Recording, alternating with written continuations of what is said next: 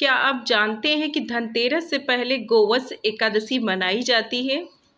तो इस साल गोवत्स एकादशी कब है? क्योंकि 28 अक्टूबर को एकादशी है और 29 तारीख को धनतेरस है। तो गोवत्स एकादशी कब है, किस तरीके से पूजा करनी है और किन बातों का ध्यान रखना है और क्यों आपको इसकी पूजा करनी चाहिए, चलिए जान लेते हैं। तो जय Siya Ram, welcome back to my channel.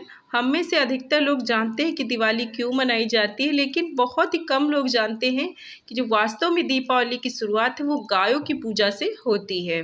यानी दीपावली की शुरुआत धनतेरस से नहीं बल्कि गोवत्स एकादशी से ही हो जाती है और यह पूजा जो है सिर्फ गाय की पूजा करने के लिए समर्पित है, जो कि धनतेरस से एक दिन पहले होती है। कार्तिक मास के कृष्ण पक्ष की 12वीं यानी द्वादशी तिथि को गोवत्स द्वादशी मनाई जाती है। तो इस साल सोमवार 28 अक्टूबर को गोवत्स एकादशी मनाई जाएगी।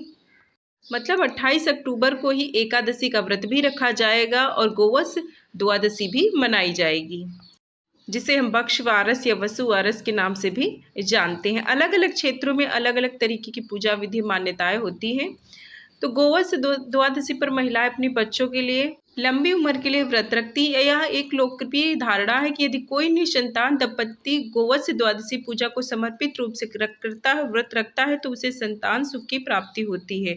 भारत के कुछ हिस्सों में गोवत्स द्वादशी को वाग द्वादशी भी कहा जाता है, जिसका अर्थ है किसी वित्तीय ऋण चुकाना। इसके लिए इस चुने हुए दिन व्यवसायी अपना पुराना खाता बही सही करते हैं और अपने नए बही खाते में आगे लेन देन करते हैं।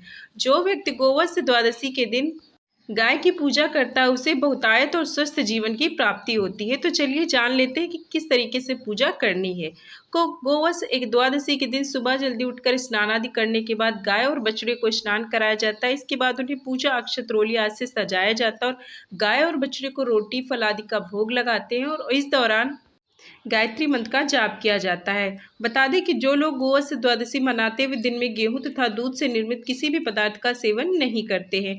तो इस तरीके से आपको पूजा करनी, यानी गाय और बछड़े की आपको इस दिन पूजा विधिवत रूप से करनी चाहिए। तो चलिए इसके कुछ नियम भी हैं। जो लोग आप पूजा करते हैं उनको इन बातों का ध्यान जरूर रखना चाहिए, जो लोग पूजा करते हैं। तो गोवत्स द्वादशी के दिन गाय की पूजा की जाती है। उन्हें स्नान कराकर माथे पर सिंदूर लगाया जाता है और फिर उन्हें अच्छे से सुंदर से सजाया जाता है। अगर आपको इस दिन गाय बछड़े नहीं मिल पाते हैं तो आप मिट्टी के भी गाय बछड़े की मूर्ति बनाकर उनकी पूजा कर सकते हैं। शाम को कर सकते हैं या सुबह में भी आप इसकी पूजा कर सकते हैं। इसके लिए आप विभिन्न प्रकार के पदार्थों का भोग भी आप उनको लगा सकते हैं। ये तो आप जानते हैं कि हिंदू धर्म में गाय की कितनी ज़्यादा, यानी गाय को माता ही कहा जाता है और उनकी पूजा, उनकी हर एक चीज़ को पूजा में शामिल किया जाता है। तो जितना आपसे हो सकता है उस प्रकार से उनकी पूजा करें। कुछ भी ना कर पाए तो आपको जहाँ पर भी अगर गौ माता मिलती है तो कुछ ना कुछ उन्हें ज़रूर खिलाने की कोशिश करें।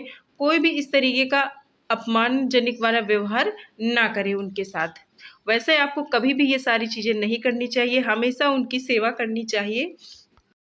जो भक्त श्री कृष्ण की पूजा करते हैं वो लोग गाय की भी पूजा निरंतर ही करते हैं, क्योंकि भगवान श्री कृष्ण को गाय बहुत ही ज़्यादा प्रिय है। जो लोग इसकी पूजा करते हैं उनको गेहूं और दूध से निर्मित किसी भी चीज़ को इस दिन नहीं खाना चाहिए। उम्मीद है जानकारी पसंद आई होगी तो लाइक सब्सक्राइब कीजिएगा। मिलते हैं ऐसे किसी और नेक्स्ट वीडियो में, तब तक के लिए जय सिया राम।